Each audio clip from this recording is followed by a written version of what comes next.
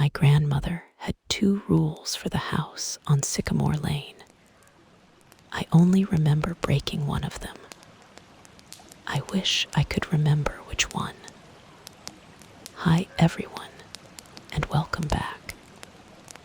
If you're new here, my name is Lee, and this is the story of why I will never, ever inherit a house again. The key felt cold, even through my winter gloves. It was heavier than it looked. She always wanted you to have it, my mom had said, her voice tight over the phone. Just air it out. See if it's salvageable before we decide to sell.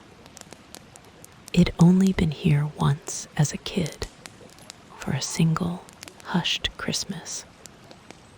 The memory was a blur of dark wood and the smell of mothballs. The door groaned open, and the smell hit me first old wood, dust, and beneath it, something sweet and faintly rotten like forgotten flowers. Hello. My voice didn't echo, it was swallowed by the sheer mass of the house. I remembered one rule then, suddenly and clearly. Never call out when you first enter. Wait for the house to settle. Too late. I decided to start my inspection downstairs. The furniture was all here, shrouded in these ghostly sheets. It felt less like a house and more like a museum of a life no one talked about. My flashlight beam danced over a massive sideboard, its mirror so clouded with age it showed only a smoky, distorted version of the room behind me. I paused. Was that a flicker of movement in the reflection? I spun around. Nothing but sheets and shadows. In the parlor, I found a portrait of my grandmother, Aliner. I'd never met her. She looked stern, unforgiving. Her eyes, even in the faded sepia tone, held a sharpness that made me uncomfortable. I set the frame face down. That's when I heard it. A soft, rhythmic scrape, scrape, scrape coming from the hallway. Like something being dragged very slowly across the hardwood floor. All right, quick question for you all while I work up the nerve. To keep going, what's your biggest fear when you're alone in an old house? Is it the noises, the shadows, or that feeling of being watched? Let me know in the comments. The scraping stopped the moment I stepped into the hallway. My heart was a frantic drum against my ribs. It's an old house, I whispered to myself. It settles. It's just the pipes. The rationalizations felt flimsy. The door at the end of the hall, which I was sure had been closed, now stood open by a few inches. A pure, cold blackness leaked from the gap. I retreated to the one room I'd decided to claim, a small bedroom on the second floor that felt marginally less oppressive. Night had fallen completely, and the silence was a physical weight. I called my boyfriend Marcus. It's just creepy, that's all, I said, trying to sound breezy.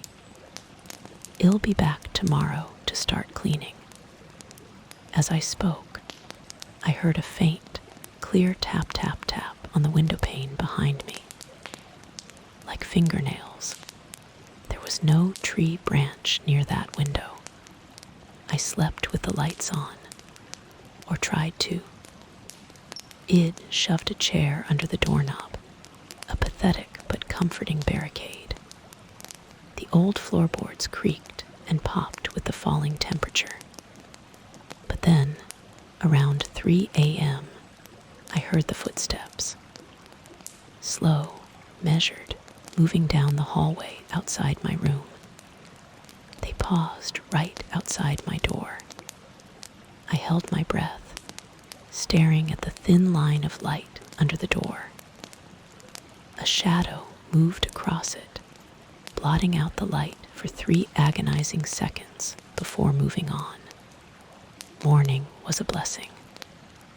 Sunlight, however weak, poured through the grimy windows and made the house look merely neglected, not haunted.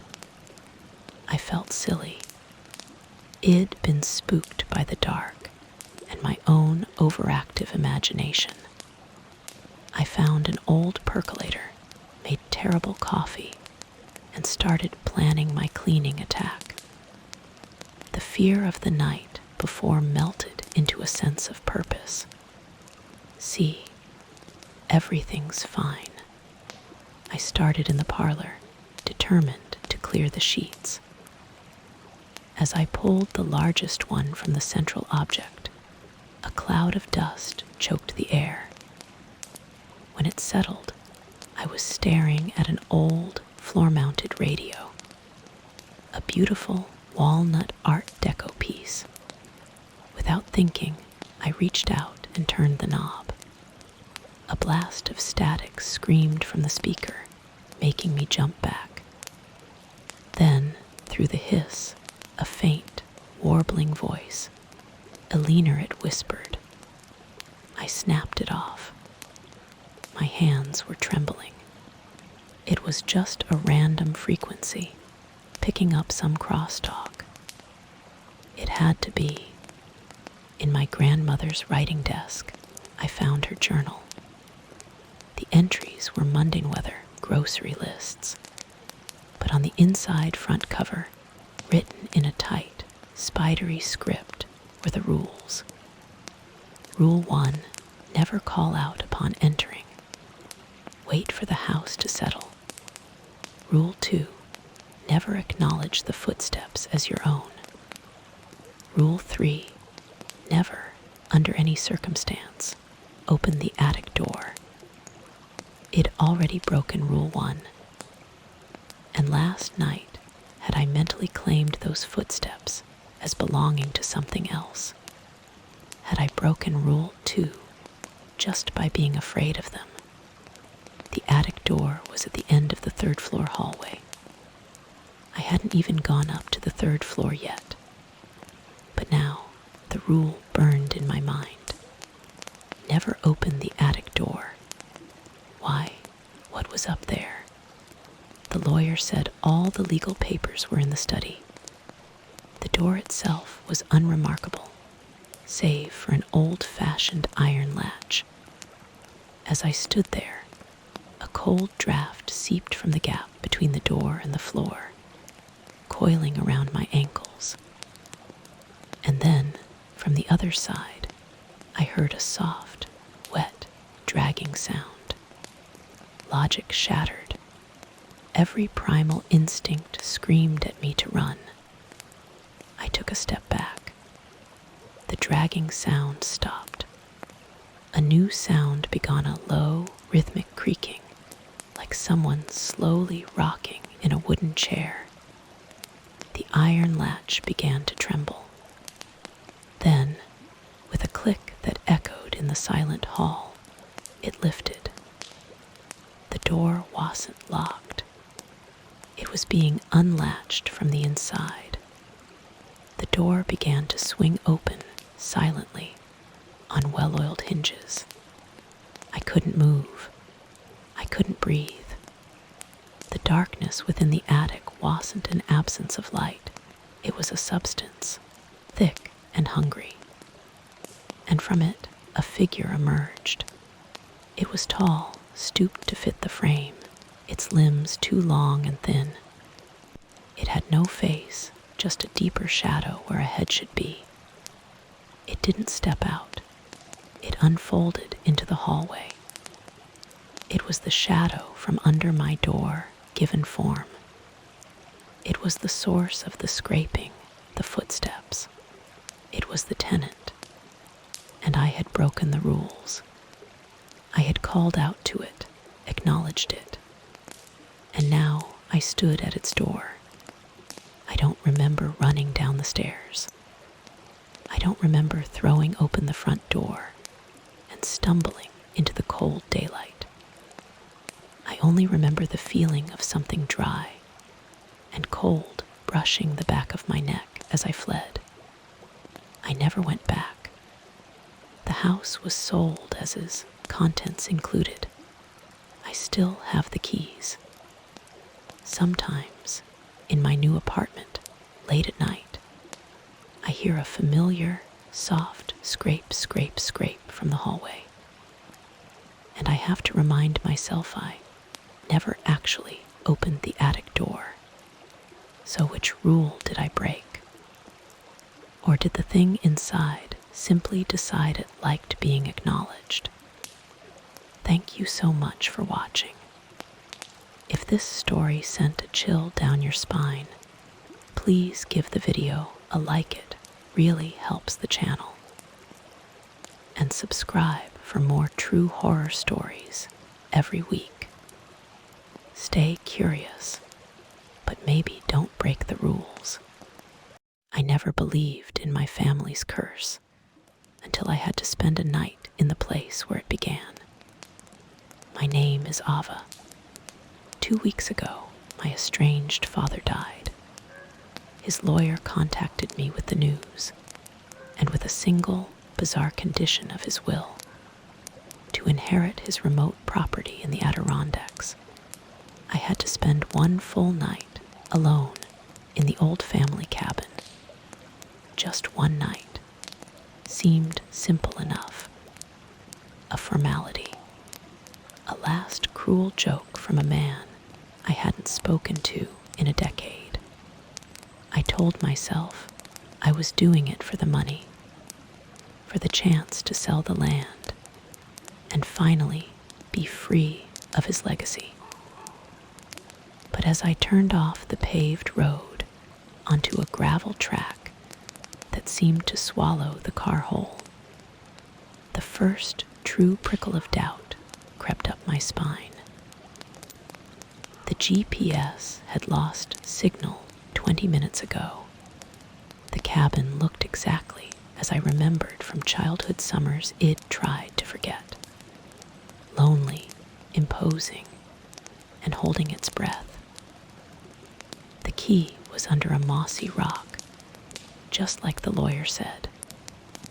The door groaned open to a smell of damp wood, dust, and something else, a faint, sweet smell like dried flowers and old paper.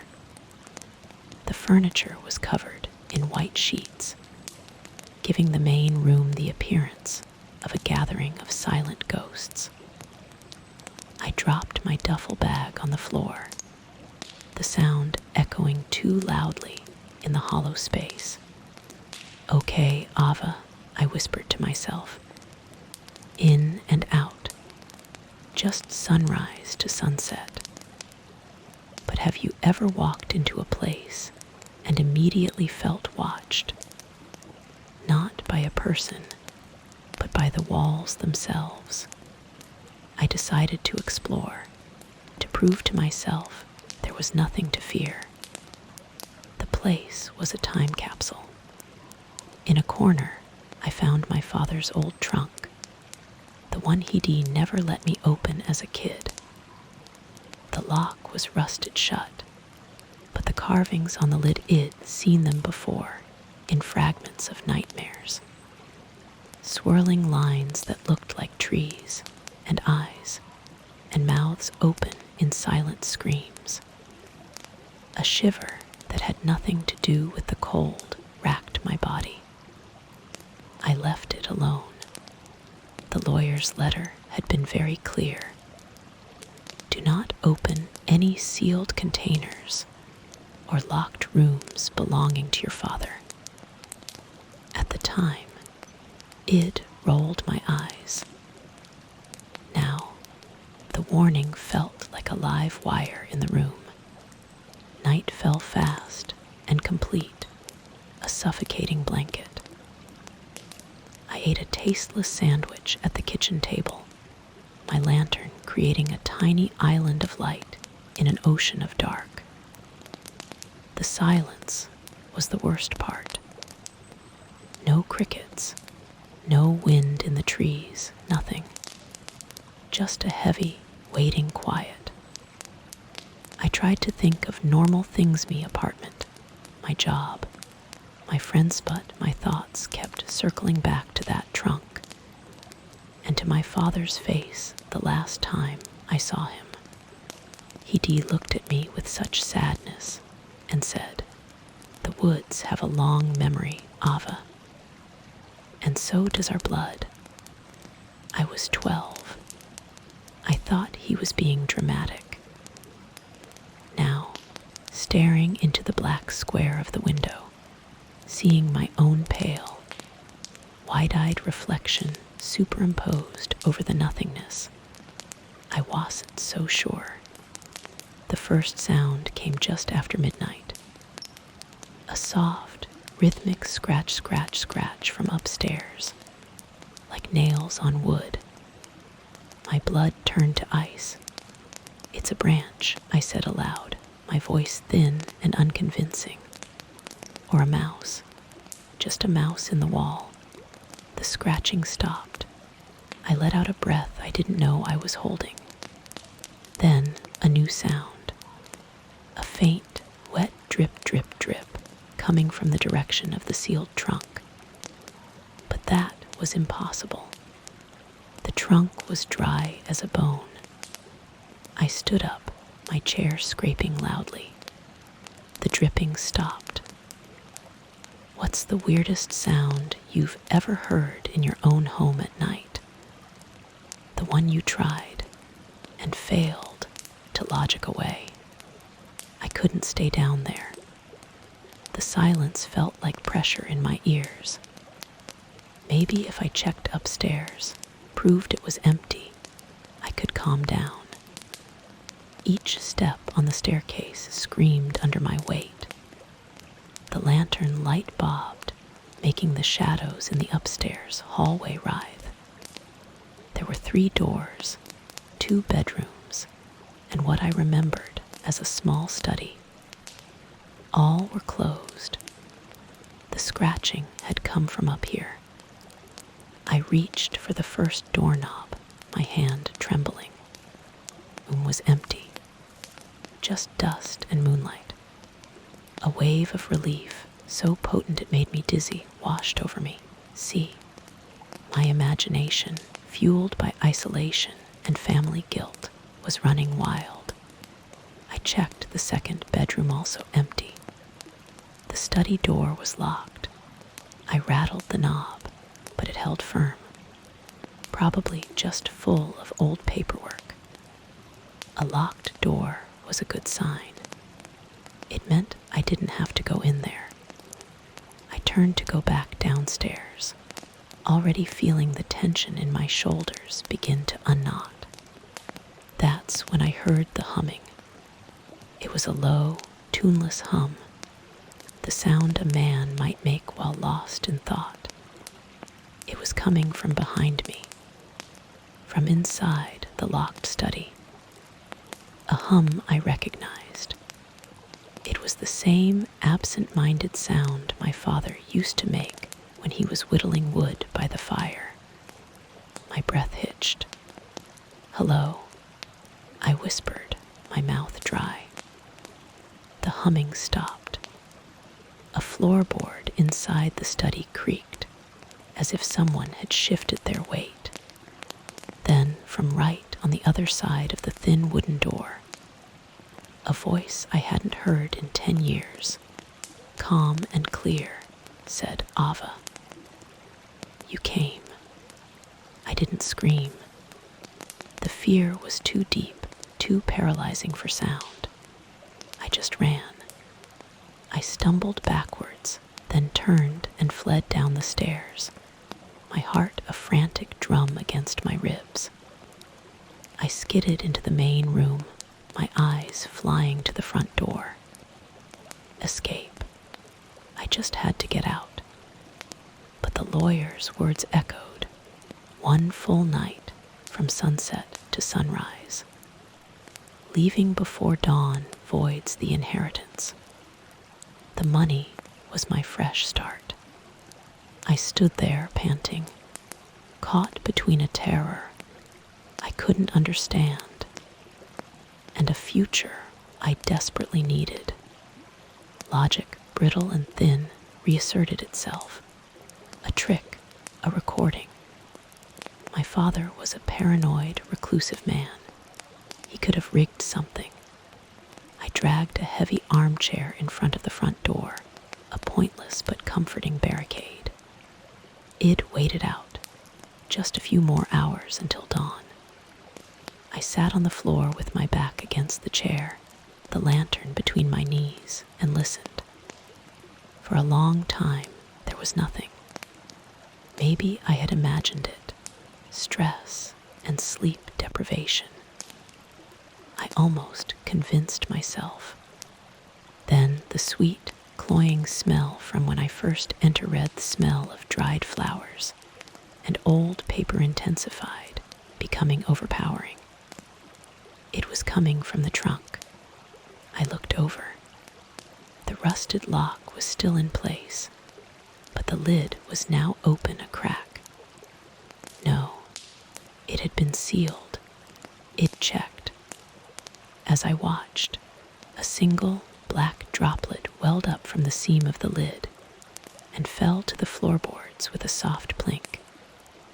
It looked like oil or old blood. A cold, rational part of my brain shut down. This was no recording. This was the curse, the thing my blood remembered. A wet sound came from inside the trunk, a sigh of shifting liquid. And then, on the dusty floorboards, footprints began to form. Wet, black footprints, the size of a man's boots, sinking into the wood as if with great weight. They stepped out of the trunk, one after another, and began walking across the room, toward me. I scrambled backwards until my back hit the wall, my hand clamped over my mouth to stifle a whimper. The footprints passed right by me, close enough that I felt a chill, and started up the staircase. Drip, creak, drip, creak. I couldn't move. I could only watch as the entity reached the top of the stairs. It stood there at the edge of the darkness, and I felt its gaze fall upon me. It wasn't my father. It was something wearing the memory of him, something that had festered in that trunk, fed by our family's fear and secrets. The silhouette raised an arm, a gesture that could have been a wave or a summons. The locked study door upstairs clicked open. The spell broke. I grabbed my lantern and my bag. The inheritance didn't matter. Nothing mattered but getting out. I shoved the armchair away from the door, my fingers fumbling with the deadbolt. It turned. I yanked the door open to the cold night air and sprinted for my car. I didn't look back. I jammed the key into the ignition, the engine roaring to life, and spun the car around, gravel spraying. As my headlights swept across the cabin's front, for one split second, I saw a figure standing in the now open doorway. Not a silhouette, but a detailed, solid man. My father, as he looked the last day I saw him. He smiled, a sad, knowing smile, and waved goodbye. I slammed my foot on the gas. I drove for an hour, maybe two, until I found a 24-hour gas station with blinding fluorescent lights. I sat in the parking lot, shaking, drinking terrible coffee, and waiting for the sun. I had left before dawn. I got nothing. The lawyer confirmed it the next day, his voice devoid of surprise. I told him what happened. He listened silently and then said, "The condition wasn't about the night, Ava. It was about the confrontation. Your father failed it too. Now it's waiting for the next one. I sold nothing. I inherited nothing but a chilling understanding. I tried to move on. I went back to my life, my job. But the world felt thinner, less substantial. The smells of the city couldn't mask that occasional, fleeting scent of dried flowers. I started sleeping with the lights on. I was safe. I was hundreds of miles away. Last night, I woke up at 3 a.m. The apartment was silent, and I could smell it, that sweet, cloying, impossible smell, faint but unmistakable, coming from my closed closet. My blood went cold. I haven't opened the door. I just sit here in the dark, listening. I can hear a faint, rhythmic sound from inside. Not scratching. It sounds like whittling. The lawyer was wrong. It wasn't about a confrontation in the cabin. It was about an invitation. And by spending that night in the place where the curse slept, I didn't break the cycle. I woke it up. And now it knows where I live. It followed me home. I think it's almost finished with whatever it's carving in there. Thank you for listening to my story. If you've ever felt like something from your past was lurking just out of sight, let me know in the comments below. Don't forget to like this video and subscribe for more tales of the unexplained. Stay curious, but maybe don't go accepting strange inheritances. My name is Ava, and I paid for that cabin with every good memory I ever had of my childhood. The inheritance email was a shock. My grandfather, a man I'd met maybe 3 times, left me a remote property in his will. The lawyer said it was a quiet place to write, which was perfect because I was 3 months behind on a book deadline and desperate for solitude. As my old sedan bumped down the muddy, unmarked road, the rain pattering a lonely rhythm on the roof, I felt a strange relief. No cell service, no internet, no expectations. Just me, my laptop, and the quiet woods. It felt like an escape. What's the weirdest gift you've ever gotten from a relative? The cabin wasn't charming, it was austere. It hunched in the clearing like a sullen animal, its logs stained dark from decades of rain. That porch light buzzed faintly, fighting a losing battle against the encroaching gloom. I fumbled with the heavy, old-fashioned key and pushed the door open. The smell hit me first not musty, but clean, sharp, like pine sap and cold stone.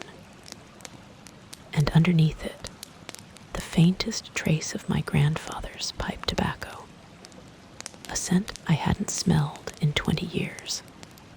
It was impossible, but it was there. I told myself it was just memory playing tricks. The inside was a time capsule. Plaid blankets, sturdy furniture, shelves of dusty hardcovers. I got a fire going set up my laptop on the big oak table, and made some tea. For the first time in weeks, words started to flow. The silence was profound, not just an absence of sound, but a thick, listening quiet. Around midnight, I heard it. A soft, rhythmic scratch, scratch, scratch coming from the wall behind the fireplace, like fingernails on wood. I froze, my fingers hovering over the keys. It stopped after 10 seconds. "Tree branch," I said out loud, my voice too loud in the room. The house did not agree. I tried to write again, but the rhythm was broken. I kept listening. An hour later, a different sound, a faint, melodic humming from upstairs, a tuneless, wandering little song. It was the kind of sound a child might make while playing alone. Every hair on my arm stood up. This wasn't a branch. This cabin was supposed to be empty, had been empty for years, according to the lawyer. I grabbed the heavy iron poker from the fireplace, my heart hammering against my ribs, and crept to the bottom of the stairs. The humming had stopped. The upstairs was a pit of blackness. "Hello," I called, my voice trembling. The silence that answered felt heavier, attentive. I took one step up. The wood groaned a protest. I couldn't do it. I backed down, my courage evaporating. I spent the rest of the night on the couch, the poker across my lap, staring at the dying embers of the fire, convincing myself it was the wind, the settling of an old house, my own overactive, stress-addled imagination. Morning brought brittle courage. The sun through the trees made the cabin look almost friendly. I decided to explore, to prove to myself there was nothing here. In the corner of the main bedroom upstairs, I found them.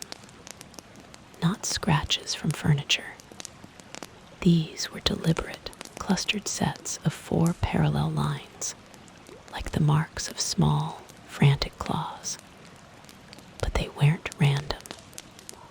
They were concentrated in one spot, as if something had been trying, over and over, to dig through the floor. And on the wall beside them, faint but visible, was a small, grimy handprint. I found the box in a closet, tucked behind some moth-eaten coats. The photos were old. My grandfather as a young man, standing stiffly on the porch. My mother as a little girl, smiling on a swing that was no longer there.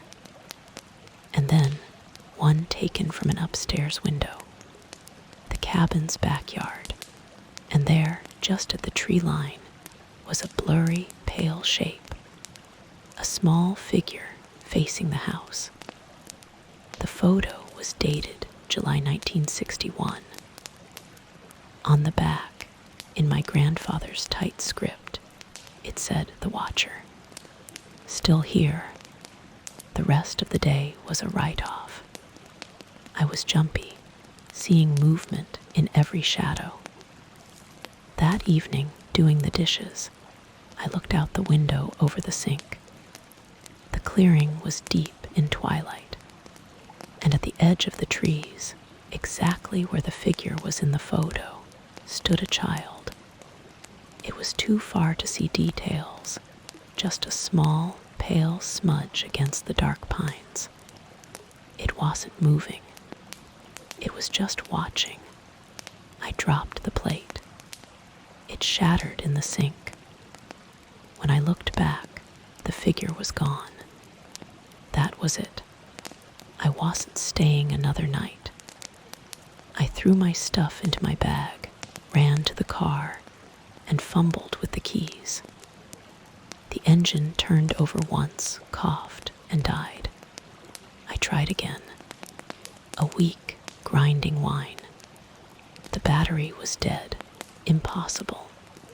It'd just driven here. I sat there, hyperventilating, staring at my own open front door. I'd left it open in my panic. The light from inside looked like a trap. I ran back inside, slammed the door, and dragged the heaviest chair I could find in front of it. My mind raced. No car, no phone. I was stuck.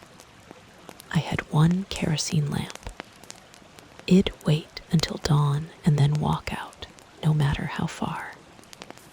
I huddled by the cold fireplace, the lamp at my feet, the iron poker back in my hand. The false safety of my plan lasted about 20 minutes. Then, from directly above me, came the sound of little feet. Running. Back and forth, back and forth. A frenzied, joyful sprint across the upstairs floor. I looked up. The ceiling was old, painted wood. And as I watched, frozen in horror, a fine mist of dust began to sift down from between the boards.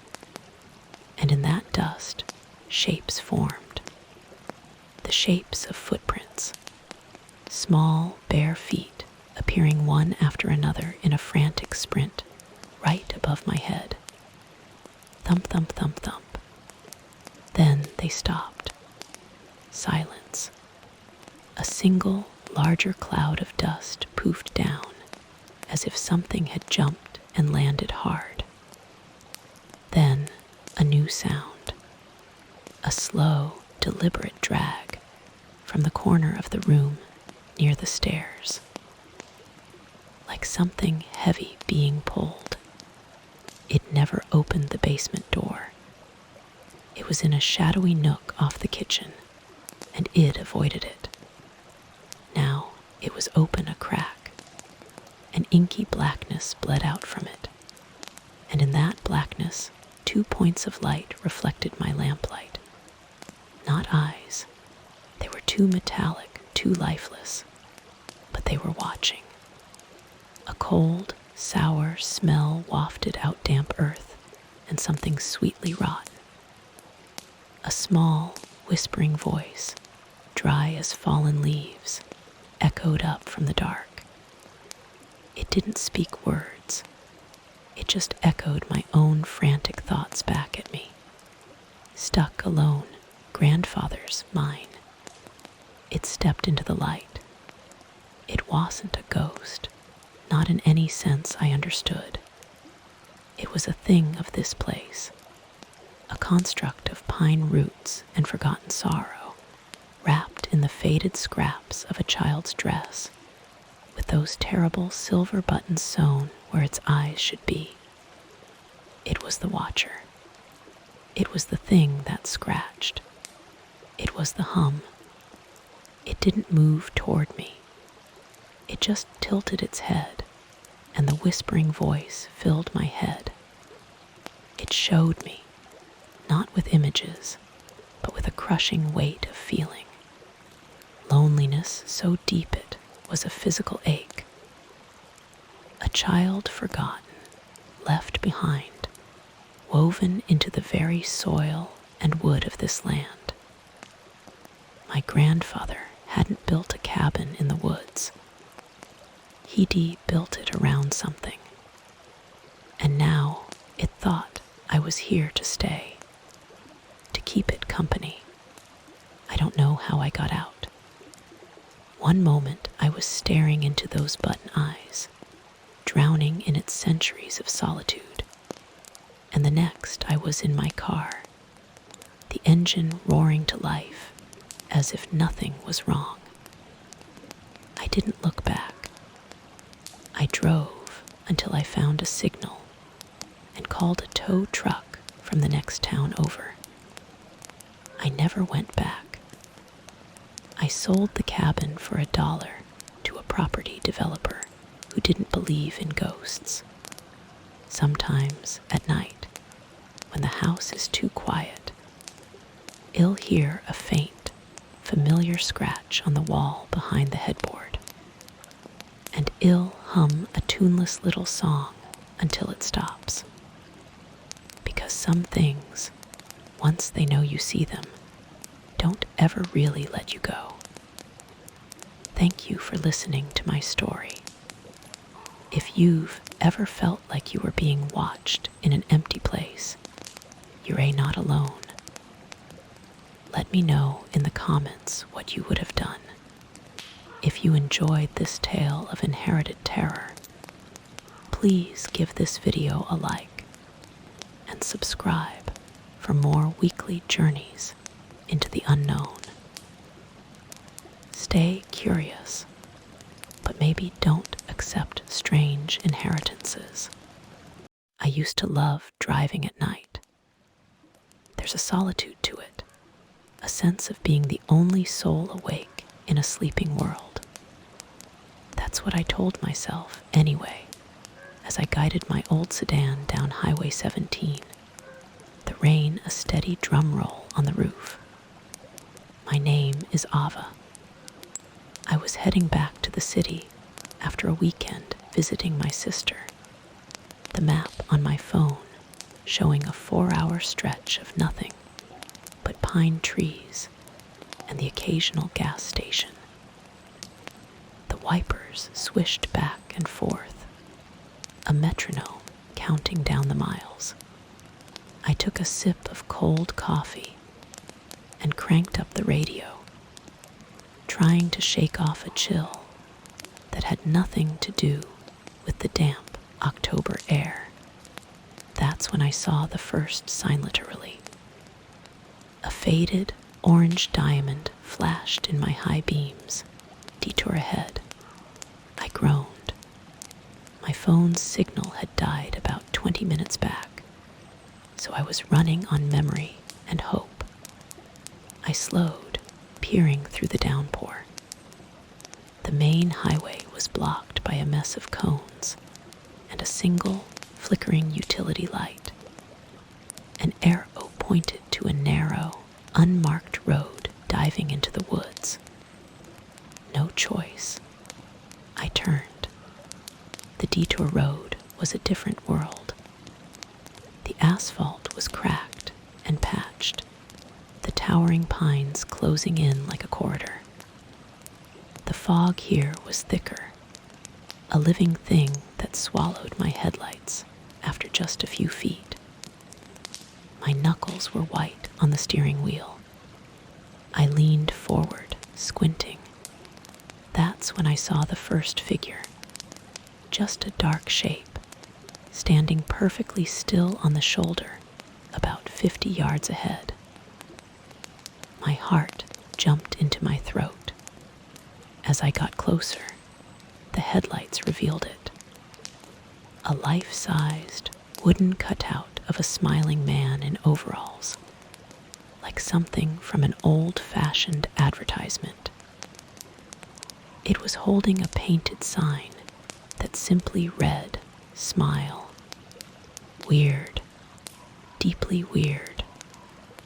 I sped past it, a nervous laugh escaping my lips. Just some local oddball's idea of folk art, I muttered to the empty car. But a minute later, I saw another one. This cutout was of a woman in a dress, her painted smile wide and toothy. Her sign said, "YOURE almost there." I glanced in my rearview mirror. Nothing but darkness and fog. Then a third appeared, a child-shaped cutout, its smile somehow the most unsettling of all. D-O and T forget to wave. Its sign commanded. A cold prickle crawled up my spine. This wasn't charming. This was intentional. It felt like I was being watched, my reactions anticipated. "Hey, While I am talking to you, what's the one roadside attraction or weird sign that's ever genuinely creeped you out? Let me know in the comments. I was so focused on the road ahead, trying to spot the next creepy sentinel, that I almost didn't see the one right beside me. I passed a fourth cutout, this one of a man in a suit. As my headlights swept over it, I instinctively turned my head. Its painted eyes seemed to follow me. And in that split second, in the periphery of my vision just beyond the cutout, I saw something else. A real person, standing among the trees, motionless, staring at my car. A jolt of pure adrenaline shot through me. I slammed my foot on the accelerator, the engine whining in protest. Did I really see that? My mind raced. A hunter, a hitchhiker, but the utter stillness of it, the way it just stood there, shrouded in the mist between the pines. My frantic speed only lasted 30 seconds. The road curved sharply, and I jerked the wheel, tires skidding on the wet leaves. And there, right in the middle of the road, was a massive fallen pine tree, its trunk thicker than my car. It was an impassable barricade. I slammed the brakes, coming to a stop just feet from the gnarled branches. No, no, no, no. I was trapped. The detour was a dead end. It'd have to reverse all the way back to the highway, past all those smiling cutouts, and past whatever was standing in the woods. I fumbled for my phone. Still no signal. The battery was at 18. I was alone, stranded in the middle of a forest that now felt deeply unwelcoming. I took a few deep breaths, the kind that are supposed to calm you down. Okay, Ava, think. You can reverse. It's just a road. The person was probably just as startled as you were. It was a flimsy lie, but I clung to it. I put the car in reverse and began the painstaking process of backing down the narrow, foggy lane. Going backwards made it worse. Every shadow between the trees became a potential watcher. The cutouts seemed even more sinister on the return trip, their smiles now feeling like mockery. I passed the child cutout. D-O and T forget to wave. I didn't wave. I passed the woman in the dress. Y-O-U-R-E, almost there. A cruel joke. Then the man in overalls. Smile. My face was a rigid mask of fear. I just had to get past the suit-wearing cutout, the one where I'd seen the figure, and then I'd be back to the main road. I saw it ahead. The suit cutout. My breath hitched. I slowed, my eyes scanning the tree line beside it. At first, I saw nothing, just darkness. Maybe I had imagined it, a trick of the fog and my own fear. I let out a shaky sigh, allowing myself a moment of relief. I was almost clear. Then, as my taillights washed over the area, I saw him. Not in the trees. He was standing right behind the wooden cutout, so close they were almost touching. A tall, thin man. He wasn't painted wood. He was real. And he was mirroring the cutout's pose, his arms at his sides. But unlike the cutout's broad, painted grin, his mouth was stretched into a wide, impossibly large human smile. Our eyes met. His were dark pits, but his smile was luminous, a gash of white in the night. It wasn't a friendly smile. It was the smile of a predator that has cornered its prey. A sound escaped me whimper. I stomped on the gas, the car lurching backwards. I didn't care about precision anymore. I just needed distance. I twisted in my seat to look behind me, steering blindly. When I looked back to where he had been, he was gone. Vanished. But the wooden cutout was still there. Its painted smile, now a horrifying echo. Panic took over. I was driving backwards at a dangerous speed, my neck craned, the world a blur of fog and looming trees. A sickening thump jarred the car. Id clipped the ditch. The wheel wrenched in my hands. I overcorrected, the back end swinging wildly. I slammed the brakes, coming to a stop diagonally across the lane, facing the woods. The engine stalled. Silence, except for the pounding of my heart and the patter of rain. I was hyperventilating. "It's okay, you're okay," I chanted. Id lost him. I had to get out and see the damage. Try to get the car started. The decision to open the door felt like the hardest thing Id ever done. The dome light flicked on, a tiny island of safety in an ocean of black. I could see the rear tire was deep in the muddy ditch. I wouldn't be driving out of this. The cold, damp air hit my face. I listened. Just the wind in the pines, the creak of branches. No footsteps. I took a hesitant step away from the car, pulling my hood up, my phone clutched in my trembling hand like a talisman. 12 battery. I opened the camera, thinking irrationally that I should document this, prove I wasn't crazy. I lifted the phone, sweeping it slowly across the wall of trees. The screen showed a ghostly green night vision landscape. Nothing, just trunks and ferns. I panned to the left. More trees. I started to lower the phone, a sob of relief building in my chest. Then, from the corner of my eye, I saw a movement on the screen. I froze. I brought the phone back up, slowly zooming in on the spot. Between two thick pines, about 20 yards into the forest, he was standing. Not moving, just watching me through the digital lens. And on the phone's screen, devoid of real color, his smile was a vast, dark, open void.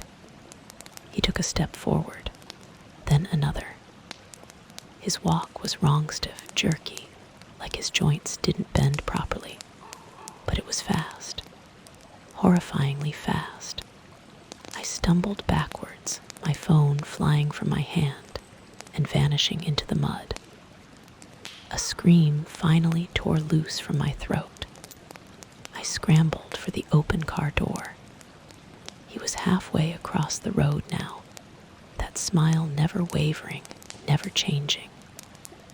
I threw myself into the driver's seat, my fingers slipping on the keys. "Turn over, please turn over." I turned the ignition. The engine coughed, sputtered, and roared to life. I didn't think. I threw it into drive and aimed for the only opening, the narrow gap between the fallen tree and the steep embankment.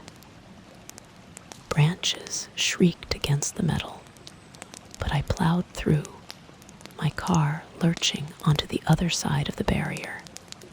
I didn't stop driving until the sky began to lighten to a grim gray, and I saw the glow of a 24-hour truck stop. I sat in that bright, fluorescent-lit parking lot for an hour, shaking before I could even call for a tow truck. The police took my statement with polite skepticism. A man in the woods, probably a stranded motorist.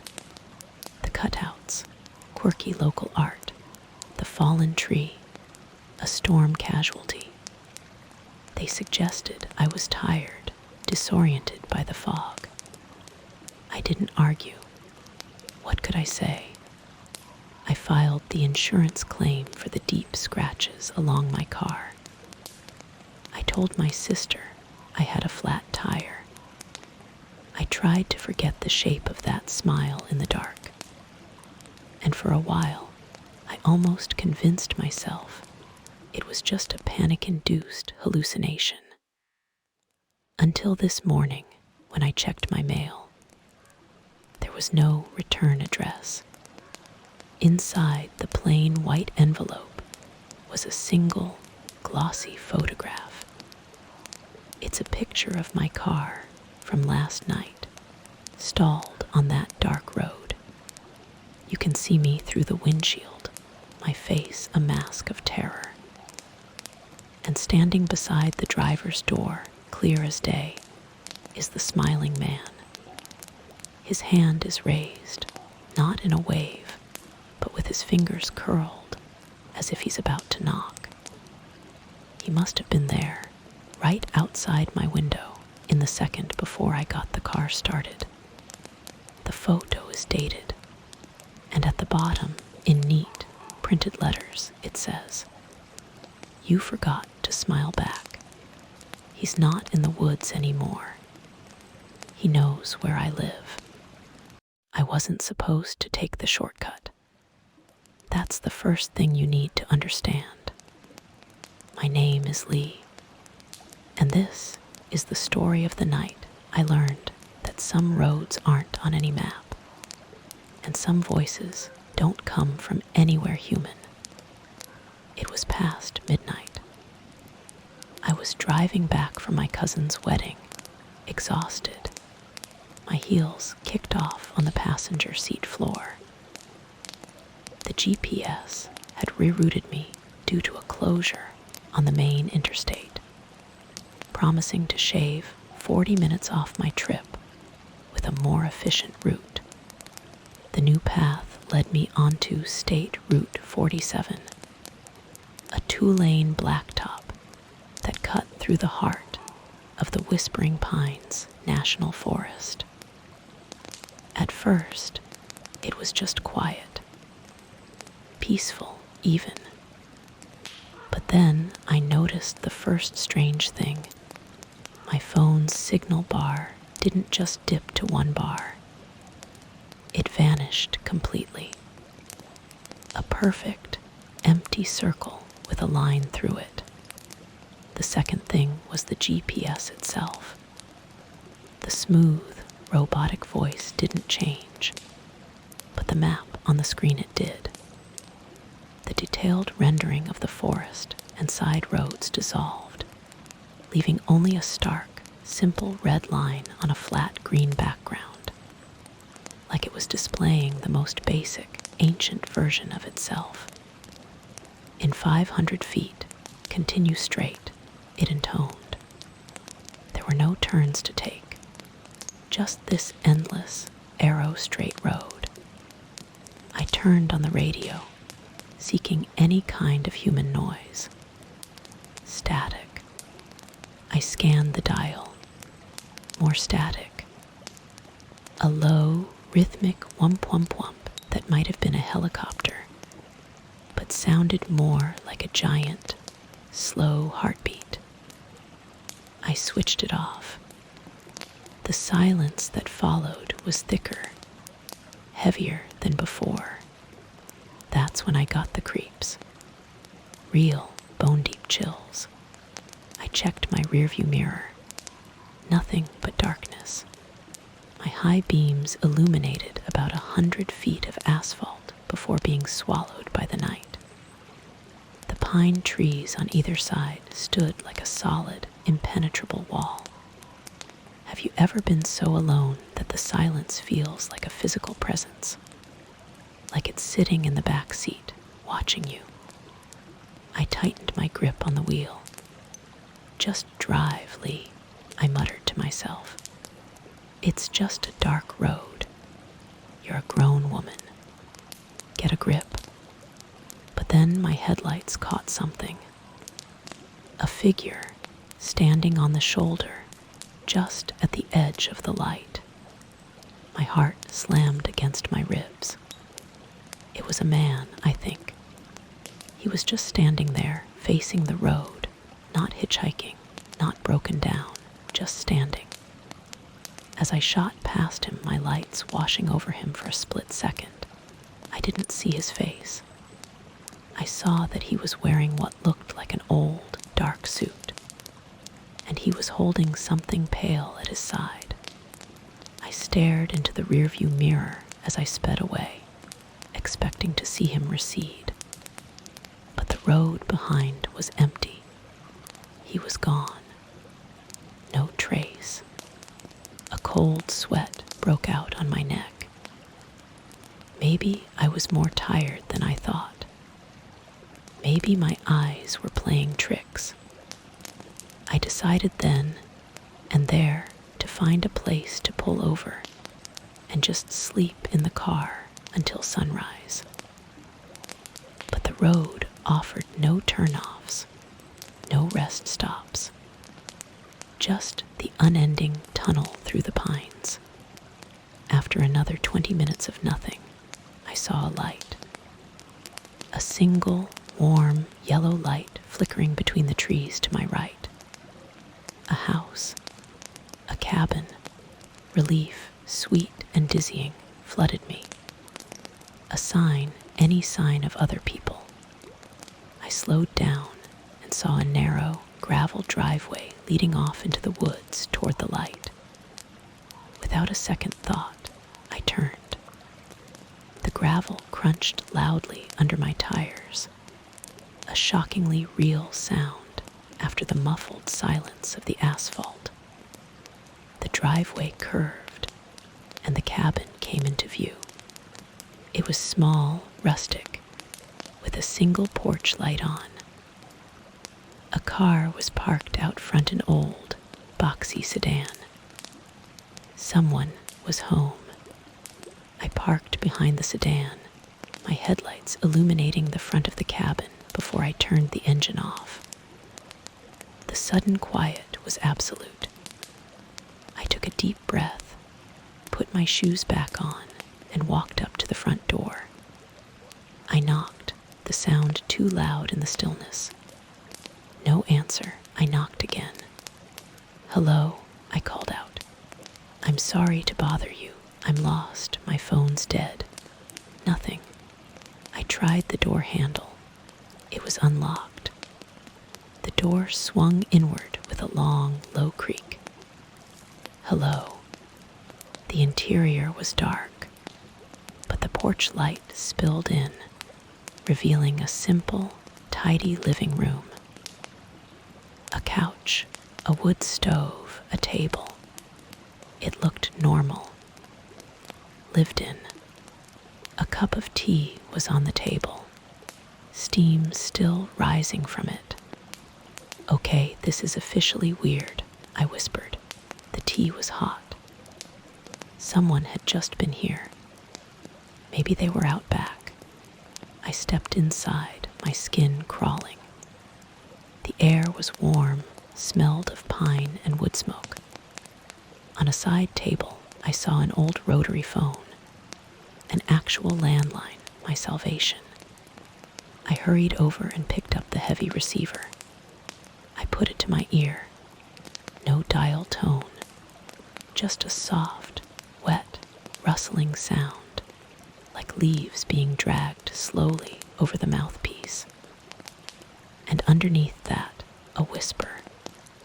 I couldn't make out words, just a sibilant, urgent hiss of a voice.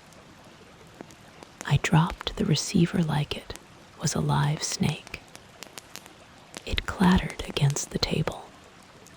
That's when I heard the back door slam shut. I spun around. "Hello? Who's there?" My voice trembled. No answer. I ran to the front door to leave, to get back to my car, but I stopped dead. Through the living room window, I saw him, the man from the road. He was standing at the tree line, maybe 50 feet from the cabin, in a small clearing dappled with moonlight. He was still facing me, and now I could see what he was holding. It was a pale, featureless mask, not like a Halloween mask. It was smooth, like porcelain or polished bone, with only slight indentations for eyes and a mouth. He held it by his side, and he was perfectly, utterly still. I couldn't breathe. This wasn't a coincidence. He was here, for me. I didn't think, I just ran. I burst out the front door, sprinted to my car, and fumbled with my keys. My hands were shaking so badly I dropped them. I scooped them up, jammed the key into the ignition, and turned it. The engine roared to life. I threw it into reverse, looked over my shoulder to back down the driveway, and screamed. He was there, standing right in the middle of the driveway, blocking my path. The porch light from the cabin was behind him, throwing his face into shadow, but I could see the pale mask now held up in front of his own face. I slammed the car into drive, spun the wheel, and gunned the engine straight for him. I aimed to swerve around, to hit him if I had to. At the last second, he simply wasn't there. My car shot past the spot where he'd been and bounced back onto the main road. I didn't stop. I just pressed the accelerator to the floor, sobbing with relief. I'd made it. I'd gotten away. I drove for what felt like an hour, my mind racing. False safety. That's what they call that feeling, right? When you think you've escaped, so your guard comes down. I was calming, my breathing slowing. The road was still dark, still empty. I glanced at the GPS, needing some confirmation I was heading somewhere, anywhere. The screen was a mess of digital static. Then it cleared. The map was gone. In its place was a simple, text-based command in a stark green font on a black background. It didn't speak. It just sat there on the screen. It said, "Look beside you." A cold worse than any I've ever felt seeped into my bones. What's the most irrational thing you've ever done because a voice in your head told you to?